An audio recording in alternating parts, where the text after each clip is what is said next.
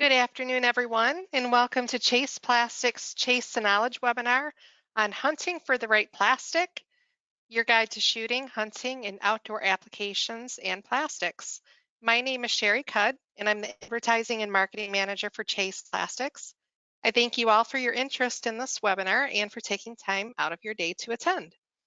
A few quick housekeeping items before we begin, as always. Everyone except the presenter is on mute, excuse me, and will be for the duration of the webinar. But if you'd like to ask a question, you can do so at any time by typing it in the questions section of your toolbar. If you'd rather ask your question verbally, please raise your hand in the toolbar and I will unmute you and call on you to ask your question out loud. We do typically save questions until the end. In addition to our presenter, Andrea Kendrick, who I will introduce here in just a moment, we also have Jason Merkel, our technical manager, on hand to answer your questions today.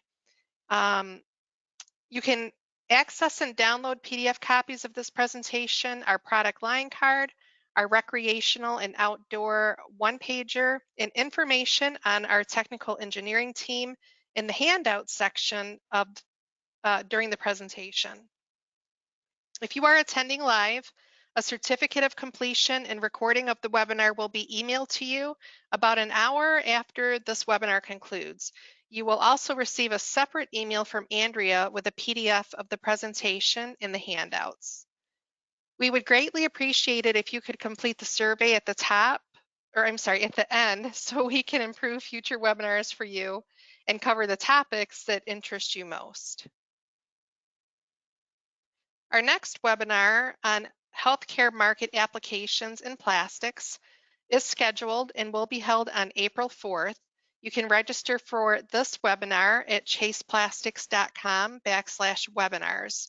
And that's live now, so you can go either now or right after the presentation concludes and register for that webinar. As always, feel free to invite a friend or a coworker. We also encourage you to check out past webinars and recordings on our webinar page of our website, again, at chaseplastics.com/webinars. If you would like a custom Chase the Knowledge presentation given to your organization discussing a specific topic or material, please send an email to your presenter, Andrea Kendrick. Our entire sales and technical team are always ready to assist with technical issues, material selection, and educating you and your team on products and processes specific to your needs. Another great technical resource is the Chase the Knowledge blog on our website.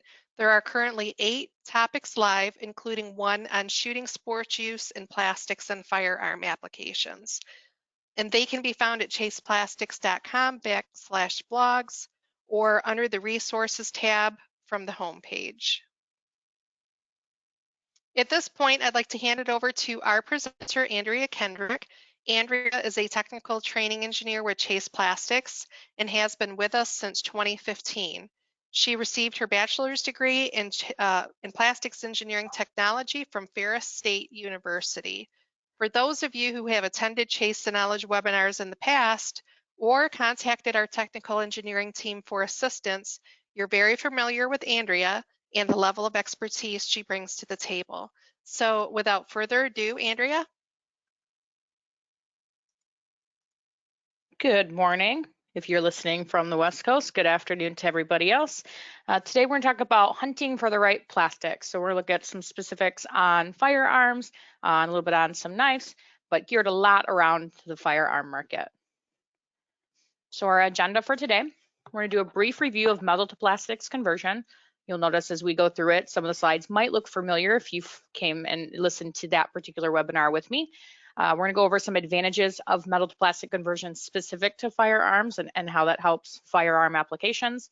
We'll go over a review of some of the hard plastics for firearms and knife applications. We'll review some soft plastics for firearms and knife applications.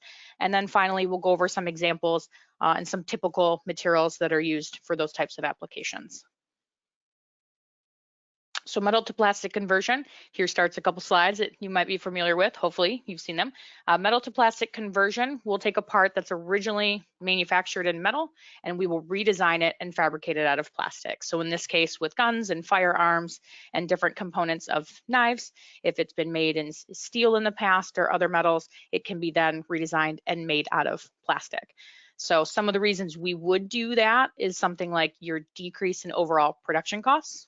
You find that you get lightweighting, greater design freedom, which is a big one, especially when we talk a little bit more about the aesthetics and coloring of firearms, elimination of secondary operations, part consolidations, longer tool life, and corrosion resistance, which is an inherent property of plastics. So the advantages, some of the big ones I'd like to highlight, again, can be aesthetics. So plastics can be colored many different colors. You can use color effects. You can use tools with varying surface textures, which also then will affect the appearance and the color, as well as some other in-mold decoration and labeling technologies that are available to plastic that can make the parts a little more appealing to their metal counterparts, especially if you're looking for a particular color or texture for your application. These also eliminate the need for secondary operations to paint or laser metal parts to achieve a portion of the aesthetic appeal that you get when you mold it out of plastic. So another advantage is going to be your manufacturing. So plastics are inherently corrosion resistant. So this eliminates the additional need for other steps if you're using other materials, other metals. Some of them are not so corrosion resistant. So you do have to apply a coating or paint it either in the beginning of the application or periodically to continue to protect it. So this can be an issue. The other thing that is nice about plastics for design and manufacturing is that being able to switch between plastic types, generally speaking, there's minimal effect on the mold, so you don't really have to change it too much. You do have to keep in mind shrinkage difference and stuff like that, but generally speaking, you can switch between plastics within the same mold. So you can try different things. Maybe you're using a glass-filled propylene and you want to try a glass-filled nylon. It's a lot easier to do. Some other advantages would be that you can produce them quicker and with a higher level of repeatability. And a lot of times applications and manufacturing processes can be automated. And so they'll use a robot to pick and place. And so you can do that a lot with your plastic parts. They're also lighter. So again, we'll talk about this again with lightweighting. Specifically, it makes it easier to make smaller, lighter parts, which makes them ideal for fire market applications if you need them to be small, thin, and then also lighter, which is the big one. So now specific, those ones now geared towards and more focused on firearms specifically, lightweighting. I've mentioned it a couple times, so clearly it's a very big one. So generally speaking, if you take a handgun that's made with a steel frame, you can see up to a 40% reduction in weight if you move to a nylon frame. So quite a big reduction in weight, specifically for those that are looking to carry. You get a greater design freedom and aesthetic features. So this one we talked about a little bit before with the coloring. So you can do in-mold textures for components like grips. You can have pre-colored master batch options to achieve certain mil-spec colors if you're looking to do maybe a flat dark earth, FDE, olive drab, desert tan. So you see kind of those color options available to you. And those will be molded in color. Whereas with the metal, you would have to do it after the fact. So that's the additional step that you'd be eliminating by doing molded in color for those components. Some other advantages, the corrosion resistance. So I repeat that again, it's inherent of plastics. You don't have to do anything to it, add anything to it. You achieve that because it's an inherent property of the plastic materials. Reduce recoil. So this one would be specifically because your plastic materials are less stiff compared to steel. So this is where it would be an advantage. And so it's going to compress some and absorb some of the felt recoil when the slide impacts the frame. And so this reduces the recoil overall for your gun when you are shooting. Some other additional advantages when we choose to eliminate some of the metal and replace them with plastic would be serviceability. It's easier and more cost effective to replace plastic components of firearms versus their metal components. And then all of it goes back into overall cost reduction, overall production costs. And so it costs less to make them. So if you have to then also replace them, depending on the part, and if you need to replace them frequently, you're making them more and quicker and more cost competitive out of plastic. And then the overall cost reduction, including secondary operations to color, to trim, to weld, what have you. So some typical hard plastics for firearms and knives. So these are going to be ones that can or have been used in applications. We won't specifically tell you exactly every single one that's used, but we'll give you an idea of some that have been used or could be used, just depending on what you're looking to do. It might change an answer on what we recommend, but we want to make you aware of the very common materials that are used for these types of applications. So the first one is going to be your olefins, so stuff like a polypropylene. It's a very cost-effective option for greater chemical resistance and decent mechanicals, especially when you're field, so long glass or short glass fiber filled. Short chain nylons, so this would be the standard nylons that you think of, your 6.6s. They're used for excellent chemical resistance as well as heat resistance, and semi-crystalline material, they offer great wear and friction performance. So if anything where it's going to be moving, it will offer really great performance for those features. They also have the option for long chain nylons. So this be your 612s, your 12s, stuff like that. These are going to be less moisture absorbing, so they're going to be better in humid environments if that's a concern, where you're going to have a little bit better dimensional stability because of that, as well as some of the other features of nylon in general: good chemical resistance, good heat resistance, just less moisture absorption in humid environments. And then a little more, we start considering maybe more specialty options, a little higher end. So your aromatic nylons, partially aromatic nylons. So you'd have PARA, PPA, HPPA type products. They provide great dimensional stability as well as higher temperature resistance and improved surface, especially in the glass and carbon filled options. So a lot of these applications are structural components that are going to hold great mechanicals. And so a lot of times they'll be filled with glass or carbon, and so the aesthetics are better with these higher end aromatic ones. These also pick up less moisture than your standard 6 and 6.6, so that's an advantage as well. And then we have high temperature crystalline materials, so PPS, PEEK, excellent heat performance, great retention of properties at those elevated temperatures. So not only do you get improved heat performance, but also maintains its mechanicals really well, those temperatures, and also really good chemical resistance. And same at the elevated temperatures, excellent chemical resistance remains. And then some really specialty type products would be any type of transparent high temperature amorphous materials. So this would be stuff like PEI, PC copolymers, sulfones, so PSU, PPSU type products, clear nylons, stuff where you need clarity for parts. So that's not as common of an ask in the firearms market, but occasionally there is the ask for something to be made clear. And so these high temperature type materials can be used for stuff like that.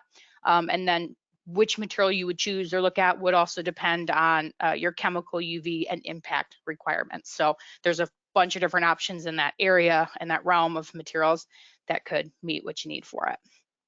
And then a note to be made that except for pretty much your slide and barrel that see really high temperatures and really extreme conditions, a lot of the other parts can be made out of plastic. And so we'll talk about specific ones a little bit later, but just to point out that a lot of the components within a firearm and then stuff like knife handles can be made out of plastic materials. Okay, so we're gonna talk about modifications a little bit. So we talked about the materials specifically, your nylons, your specialty nylons, high temperature materials. Now we'll talk a little bit about some of the modifications that can be made to those materials. So in this case, it'd be stuff like adding glass fiber, short glass fiber, which is what when we say glass fiber, it's what we're referring to. Long glass fiber and impact modifiers. These are the most common for firearms. And so we take the standard performance of your nylon or your olefin and then add these things to it to give it an improvement in certain properties. So some things to consider. So glass fibers, we're going to use them to boost the mechanicals and thermal properties of our materials. So glass-filled nylons, glass-filled olefins, stuff like that. But there are some things that I would like to point out when you use it. Your difference in length to diameter, known as the aspect ratio of the fiberglass, will cause plastics to shrink different in different directions, known as anisotropic shrink. So when you're designing or you're working with it or processing it, know that you're going to have difference in shrinkage in different directions, and so this could potentially cause issues when you're trying to make, maybe it's a long flow length part, maybe it's a part that's a little more complex, or it could be any number of reasons, but your likelihood of warp is a little bit higher for those ones because of the difference in shrink in different directions. The other big one to note is an increase in strength and stiffness that you achieve by adding glass fiber also typically comes with a loss of impact and elongation properties. So if you're playing the game between getting something that's a little bit stronger, but you also really can't lose impact, it's something to be considered when we're looking at the data and the information on these materials. And then lastly, fibers will resolve in a rougher, I say subjectively speaking, maybe people like the textured look, but less appealing surface subjectively. So the picture over on the side will show you what a glass-filled nylon looks like. So you can see it's kind of rougher, looks almost like it's been textured, versus the unfilled underneath that's a much shinier, smoother surface. So if that's a problem or you have an issue with that, it's something to consider. As we talked about, the partially aromatic grades hide the glass a little bit better, but it's still glass filled. So there's still stuff the fibers are a little rough on the surface. So it will not be as appealing or smooth as your unfilled grade. So what does that look like in terms of performance when you're talking about adding strength and stiffness when you're filling something? So if you take an unfilled 6.6, your tensile strength and MPa values, it's about 81. If you move all the way up to a 13 and then a 33, so incrementally increasing your stress performance up to almost or a little bit over 150% increase. So huge increase in strength performance, which is great. It's what we're looking for when we're adding the glass. But a little bit of a downside, which is the caveat that I mentioned. You're going to get differential shrink in different directions. So if you look at your unfilled grade, it's across the board, same shrinkage. As soon as you add your glass to it, you're going to start having different shrink in different directions. In the flow direction, it's going to be a little more hindered by the glass. And so that's why you'll see the lower values for the 13 and 33% glass. That's going to be in your flow direction. And then the other two where it's a little bit higher, still not as great as an unfilled, but still a little bit more shrinkage, is going to be in your cross flow direction. So depending on how the material is flowing through your part, this is going to affect that. And then lastly, the other caveat was your impact and your elongation loss. And so if you look at an unfilled, you go from a 29% elongation all the way down to 3% when you move to glass, both 13 and 33%. So quite a loss of that. So if you need any type of movement or elongation out of your part, you start to lose that. And so it's a balancing act between I need the strength and stiffness, but I can't lose other certain properties. So we want to take a look at that and understand what's needed to make sure we're requesting or giving you the right modified material.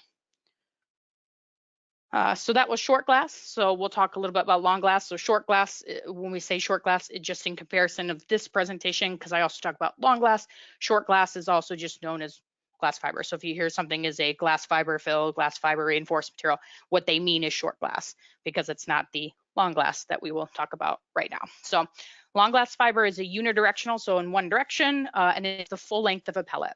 So what does that mean? If you've received long glass fiber material in the past, you're going to have a longer length pellet. The length of the pellet is the length of the fiber. So the fiber takes the entire length of that particular pellet. So anywhere between 9 and 12 millimeter pellet and fiber length, because again, they're the same, is the most common for your long glass. So what does that compare to in short glass? Short glass is around 1 millimeter in length, and it's random throughout your pellet. So it's not the full length of the pellet, it's kind of randomized inside it. So a little bit different. And then long glass fibers are created via the pultrusion process. Most of them, they should be. The higher performing ones are created that way. And so what does that mean to it? What does it do for us, for our material? Long glass fibers will increase the structural integrity, the strength, and the creep resistance of the material. So you get your strength performance increase, your stiffness increase, your creep resistance also is increased without as much of the loss you see in impact when you use short glass fibers. So the impact and the elongation loss is a little different with your long glass. And why does it work that way, or kind of how does these work? Long fibers will intertwine, creating a skeletal network that provides the performance boost. So if you were to burn off the material that's been made or part that's been made with a long glass fiber, it gives almost this skeleton mesh looking thing that's left over because it's the intertwined network of your long glass fibers. And so another advantage, or because of that also, materials like your propylene and your nylon, so really your semi-crystalline materials, they're going to retain some of their stiffness above their TG, so their glass transition temperature, much better than short glass fiber filled grades will. There are a couple caveats to long glass fiber that we need to consider or to think about. You do have to process it a little differently, because if you start to abuse the fiber during the processing method, they'll start to break, and then you lose the advantage of having the long fiber. So if you're starting to break them and chop them up into smaller pieces, at that point, you might as well use short glass. So there are some slight processing adjustments that have to be made when you use long glass fiber, but if the advantage or the property performance is what you're looking for, it's a potential option for your product. So now I'm going to show you what that looks like data-wise when we're talking short glass versus long glass. So you can see short glass fiber 60%, long glass fiber 60%, so very heavily filled, lots of glass in both. And this is for a partially aromatic nylon, so kind of a specialty nylon product. And so the comparison would be, we're going to talk strength, stiffness, and impact to show you what that looks like. So increase in strength and stiffness for your glass, whether short or long glass. You can see for short and long glass for this particular material, the modulus is exactly the same. And so you get your improvement, and it's the exact same between short and long. Next is the tensile stress or your strength. You see that, again, an improvement versus what would be an unfilled grade. I didn't include the unfilled grade, but an improvement. A little bit more of an improvement if you're using long glass. So your stress at room temp goes from 270 to 285. So a little bit better, a little bit more of an improvement with your long glass. And then higher temperatures also, because it's a little bit higher strength at room temperature, a little bit higher strength at elevated temperature as well. So at 70 C, it does drop. You do lose a little bit of its performance, but 190 versus 200. And so again, comparable strength, comparable modulus. This is where you start to see the big difference. And so we said that you get a strength and stiffness increase with short glass, but you start to lose some of the impact. Whereas your long glass, you don't really lose the impact as greatly. So in terms of Sharpie impact, not Sharpie impact for this particular grade, your short glass gives you a result of 15 kilojoules per meter squared versus your long glass that's at 60. So the short glass is resulting in only about a quarter of the impact that you get with the long glass fiber. So this is where you see the huge advantage. It kind of keeps its impact. So if that's important or you need that, there are options for long glass fiber compounds to achieve that. So lastly, so we talked about short glass, talked about long glass. Now we'll talk a little bit about impact modifier. So impact modifier can be used in conjunction, and in most cases for these types of applications they are, with glass fiber to try to make up for some of that loss in impact that you get with using just glass filled grades. And so impact modifiers are typically a type of elastomer, so a rubber material where the TG is below room temperature. What's nice with impact modifier, because of the shape, it actually improves your directional shrinkage, so you get less anisotropic shrink when you compare it to just glass filled. So I have a couple charts to kind of show that as well. The one caveat is that it goes back to the standard. You add the glass, you get higher strength and stiffness, decrease in impact and elongation. In this case, we're increasing the elongation and impact, so you're going to lose some of the strength and stiffness. So, and I'll show what that looks like, but if you're comparing a 13 glass straight and then a 13 glass with impact modifier, you do lose some of the strength and stiffness, but you maintain or increase the impact. So in terms of data, or maybe a visual chart to see what that looks like, your 13 short glass fiber tensile strength is at 115. If you have a 13% short glass and impact modifier, you do lose a little bit of that strength, so it drops down to 110. Not a huge drop, and as you can imagine, as you get higher glass or higher impact loading, that will change a little bit, but you lose a little bit compared to unfilled, which is 81. So you're still an improvement over an unfilled product, but not as full as you get with just the short glass.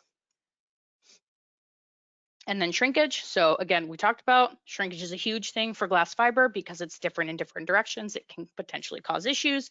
And so what is kind of nice about your impact modifier is it does start to even out the shrinkage in the flow versus cross flow direction. And so it does make it a little bit less likely to have warp and have issues like that. So again, your unfilled, about 2%. So this is a standard unfilled 6.6. And then you look at shrinkage for just the short glass fiber filled, you got a 0.5 to a 1. So again, huge difference between the flow and cross flow versus your impact modified short glass. It's much more in line at 0.7 and 0.8. So much closer to where it should be. Doesn't shrink as nearly as much because of all the stuff that's in it compared to unfilled, but much closer between flow and cross flow. And then lastly, the big one, which is we're adding impact modifier. So we're hoping that it's going to improve the impact.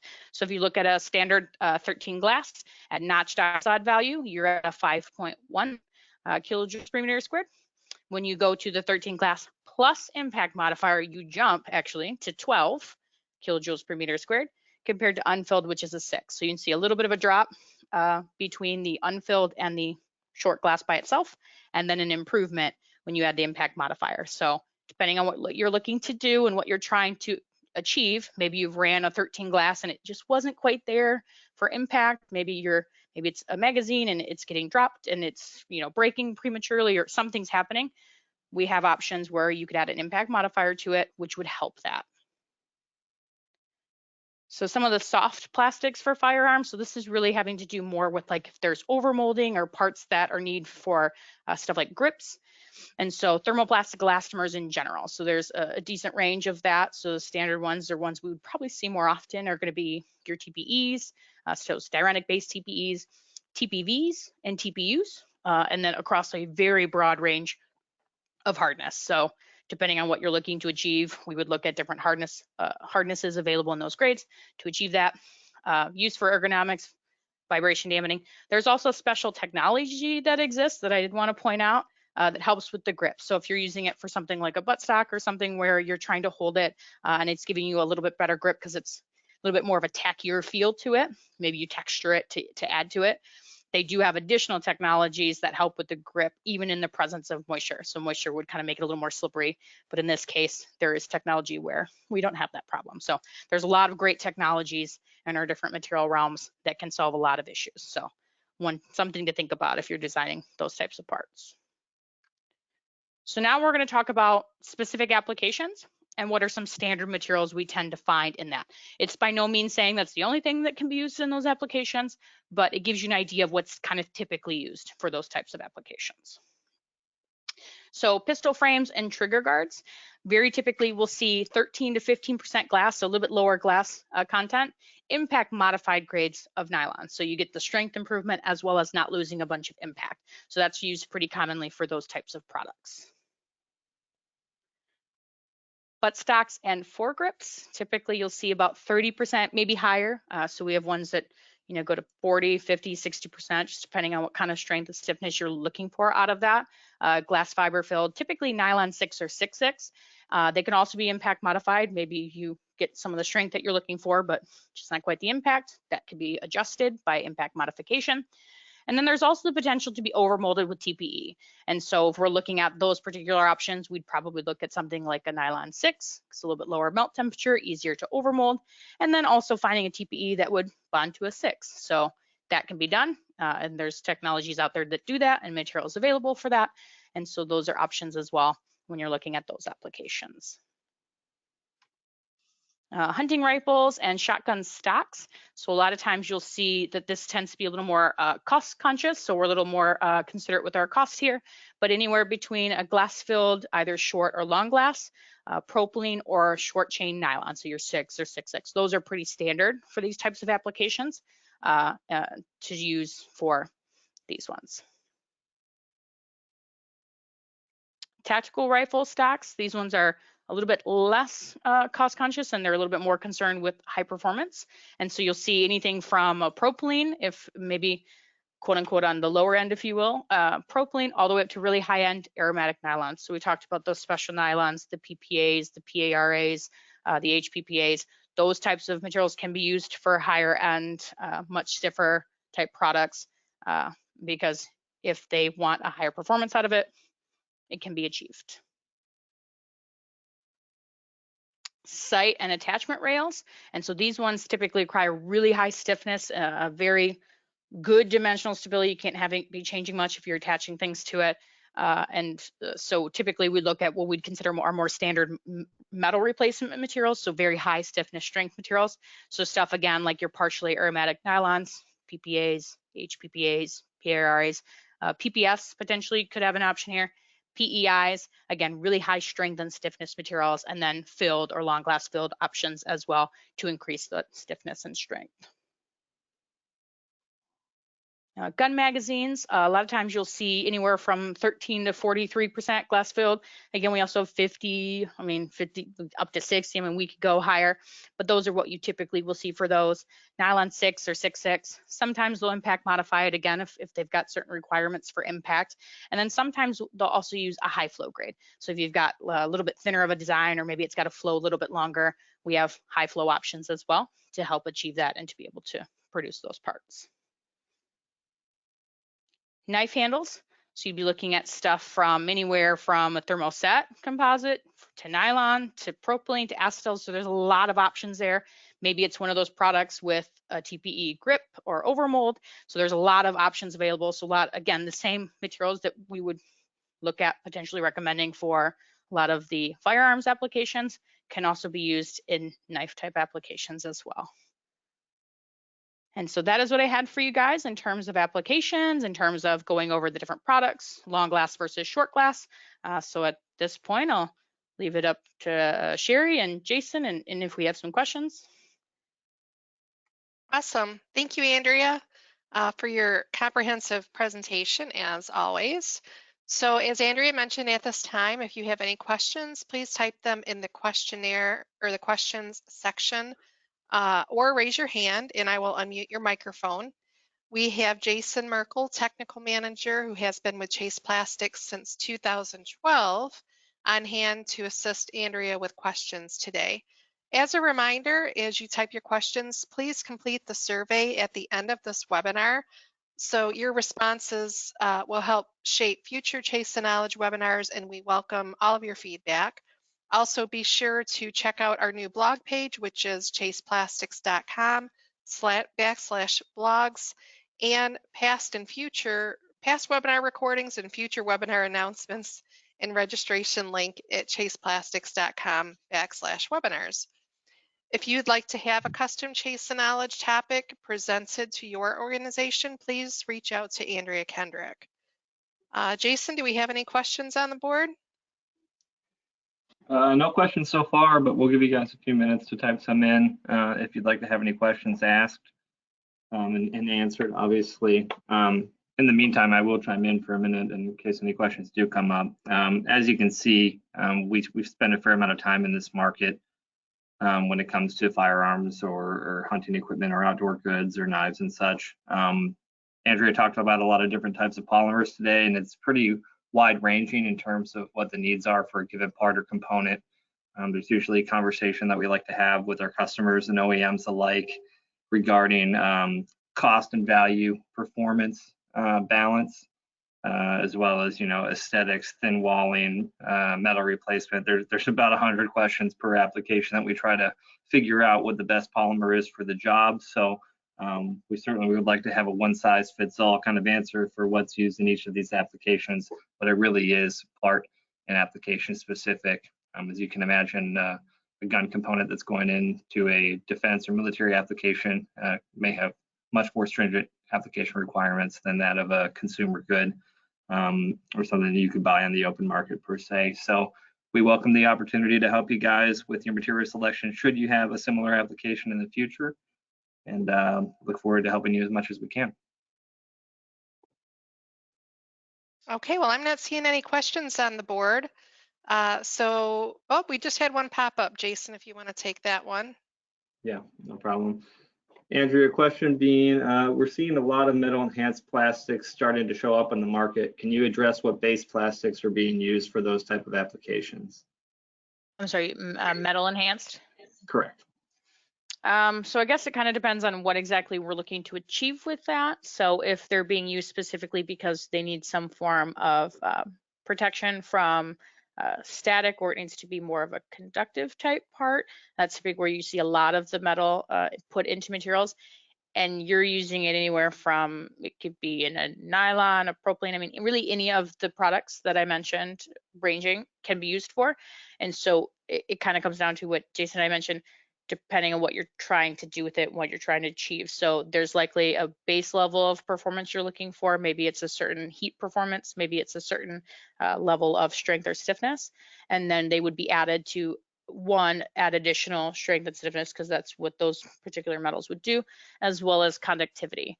And so plastics are insulative, both thermally and electrically. So if we're trying to increase that and make it more conductive, or I should say decrease it technically, make it more conductive, that's when you'd start to add those types of stuff. So there's not really just one base material it's added to. It's what is our base that we typically use, that we're trying to achieve either the heat or strength or whatever other performance is needed out of it, and then we add that to it. So not necessarily just one material is using that.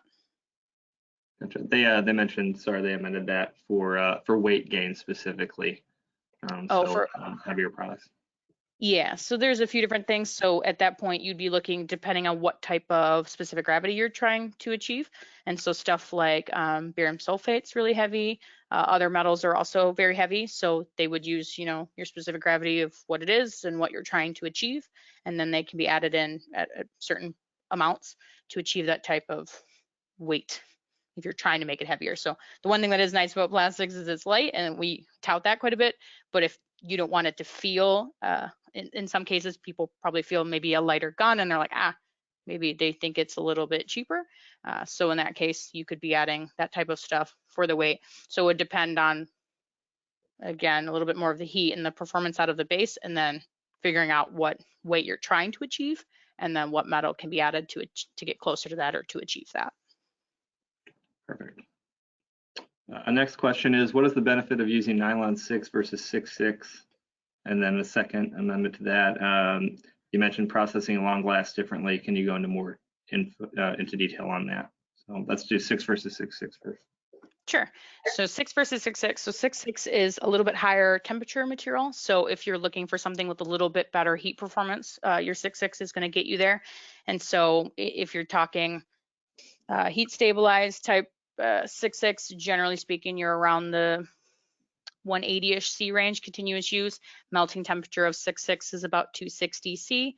Melting temperature of a 6 is about 220-ish. And so there's that delta difference in heat performance. Chemical resistance, they're very similar, and so they're nylons, so you're going to have a very good chemical resistance between them. So the big ones are going to be the heat performance, processing a little bit, and so if you're making smaller parts that you're trying to make them much quicker, a 6.6 will cycle faster. And so outside of firearms, but it's used heavily in stuff like zip ties, because you make a lot of them very quickly, cycles a lot quicker than your 6 will. The one huge advantage of your 6, or I should say 2, would be the surface appearance. It's going to have a little bit better surface, especially in when there's glass and stuff, so it'll look a little bit nicer. It'll be a little shinier, a little bit less rough than a 6.6 will. And the other advantage is if you plan on overmolding onto it, because of that lower temperature, it actually is an advantage. It's easier to overmold onto if you're trying to add like a grip or something like that. And then in terms of the processing, you have to be a little more, short glass versus long glass processing differences. You have to be a little more gentle with the long glass. It's a little bit easier to break. It's a big long piece, so it's a little bit easier to snap. So stuff like you'll use lower back pressure, you'll use slower screw speed, because you're not trying to over shear it and to break it. And so those are some of the main ones that you'd look for. The other thing to consider also is it can be a little difficult with certain colors as well, because certain pigments are a little more abrasive, and so they will also potentially break up long glass fiber. So the advantage there is it's the length, it's a very long fiber, and so you don't want to do anything that will break it. So less shear, so lower back pressures, lower screw speeds, and then pigments that are not as aggressive. So stuff like your really light colors, like if you're trying to do maybe like a desert tan or an FDE, it's a very light color. The pigments tend to be, you need a little bit more of them. They tend to be a little more abrasive, depending on which pigment they're using, and can be a little more aggressive towards it. So those would be some of the main big issues that you could run into using that. Awesome, thank you. One thing I'll add to that actually is that uniquely almost for the firearms industry is that we found, you know, in most products like consumer goods or automotive for any show parts, you know, sometimes the glossiness and lack of glass fiber on the surface of the part for nylon 6 compared to nylon 6.6 is desirable. We've seen some trends to the contrary when it comes to the firearms and in terms of despite having a little bit of fiber being visible on the surface, they prefer the more matte type aesthetic that a nylon 6.6 can provide over a nylon 6. And typically volume dependent and obviously depending on how unique the material or compound is, at times nylon 6 has an advantage as well when it comes to comparing the two on cost. So something to keep in mind as well. Next question is, are the see-through mags clear nylon or other? Andrea, I'll take that one if you don't mind. Mm-hmm. Just because I've worked on a fair amount of them. So it can be, is the short answer. Clear nylon is one of the materials suitable for transparent magazines. Typically, we're trying to find a balance of clarity, the amount of clarity added, depending on if there's going to be a colorant involved, kind of like a smoky color compared to water clear. What are the impact resistant needs? How does that align with the wall thickness of the magazine itself?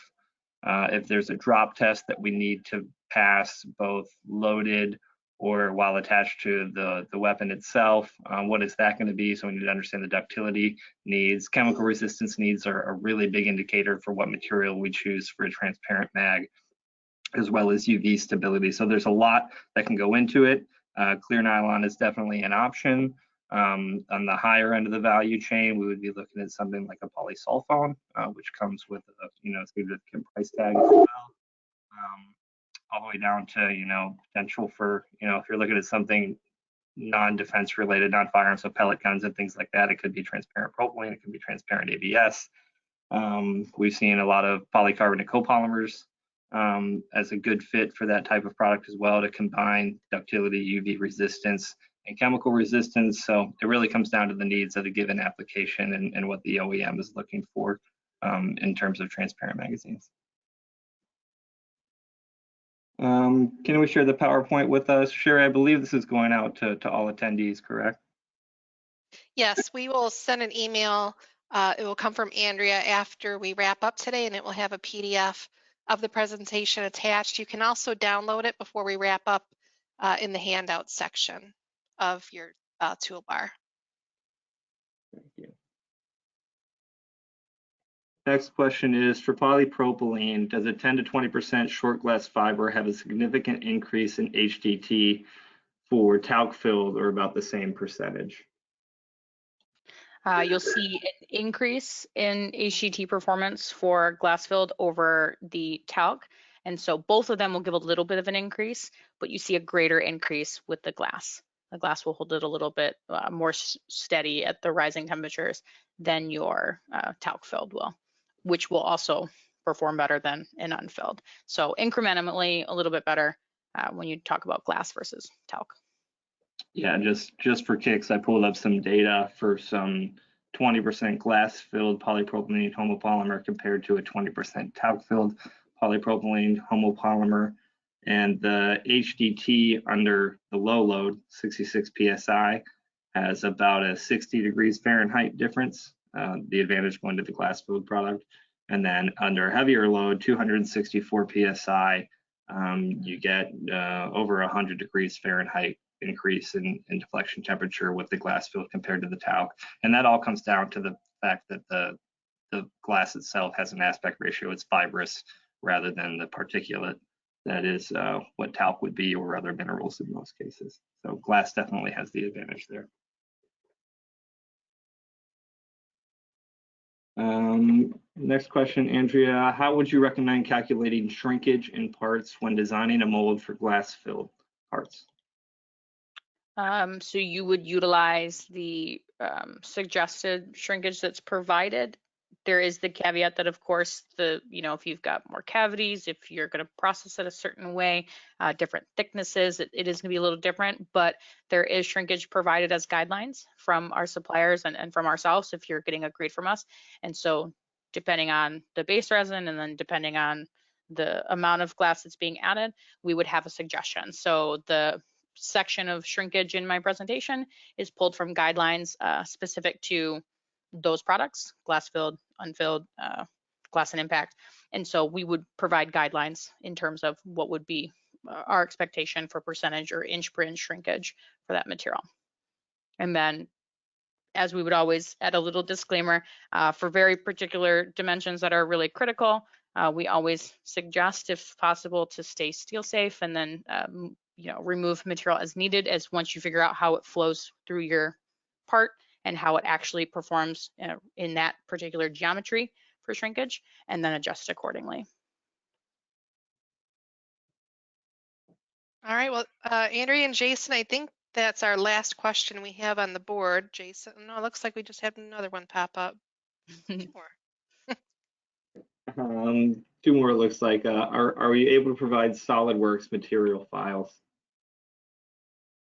For mold flow, yeah. We can for some, especially the high-end ones. It comes down to if the supplier has done the work to characterize the material. And so worst case scenario, we try to find something that would be at least similar, so that way you guys can go through that process of running it. But specifically the high-end materials, your aromatic nylon and stuff, most of the time the supplier has done that work. And so it's either available in the system or it can be provided as a separate file to be utilized. Yeah, to add to that for you, Brandon, it depends on what exact information you need. So sometimes our customers, we find, refer to flow files, material flow characterization as a material file. Other times it's related to more mechanicals. The answer is yes, we have and are able to typically to provide both or surrogate data that would be usable. Just let us know exactly what you're looking for offline, and we'll fill you in to the best of our ability. Next question, Andrea. We like to use nylon 50% type glass filled due to its strength and stiffness combination. We noticed that in more complex non-uniform parts, both geometry and thickness have had mixed results in the final product, warping and shrinkage. What's a bigger contributor is the type of material, for example, short glass versus long glass, or is it parameters? What are your recommendations for complex non-uniform geometric parts with non-uniform thickness? Some thickness exceeding recommendations for thickness, but needing the strength of a 50% glass filled product. Did you catch all that? I think so. So the question was, what plays a bigger part in that, I think was part of the question. Correct. And so, is it short versus long glass, or is it processing parameters or other? Unfortunately, it's a little bit of everything. So the biggest one to start would be the base polymer. So the majority of the ones we talked about today is going to be that it's, and I think he mentioned a 50% glass nylon.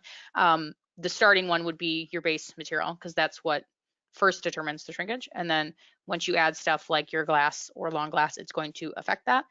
And so your short glass, there will be a difference in both, yes. The short glass has the ability a little bit to try to redirect in different directions, whereas your long glass it's more difficult for it to do it. So both of those are going to have quite the effect. It's hard to predict in terms of how it's going to perform in that, especially when you're in a much bigger thickness. So a lot of times, so the shrinkage you see that are recommendations are generally at a standard thickness. So I want to say normally like 2 millimeters. So pretty thin. So if you're thicker than that, it's obviously going to be different. And so the biggest contributor is going to be your base material. So if you're using a semi-crystalline like your nylons or your propylenes or something like that, versus something like a PEI or a sulfone, like one of the transparent materials for potential for mags. So that would be the starting base, and then anything you add to it, so the processing, the dimension differences, whichever one you're going to use, all will contribute to changes in it.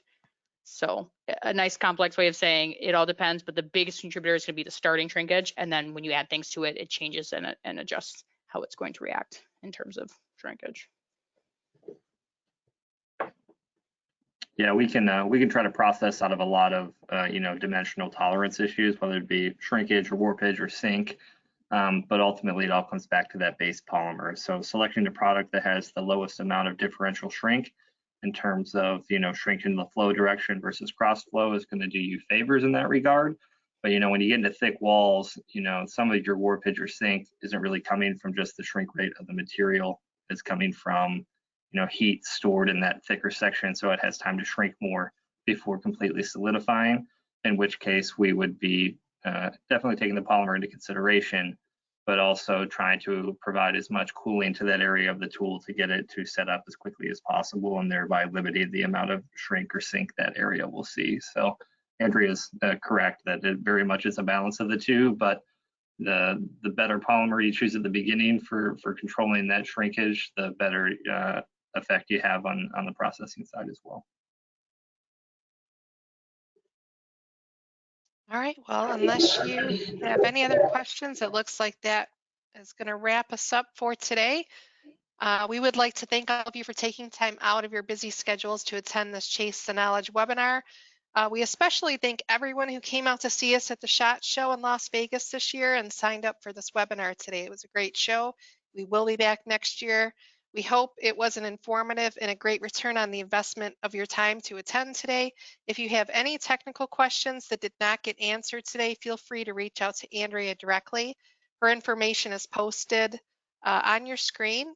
Thank you for attending, and we hope to see you at our next Chase the Knowledge webinar in April. Thank you.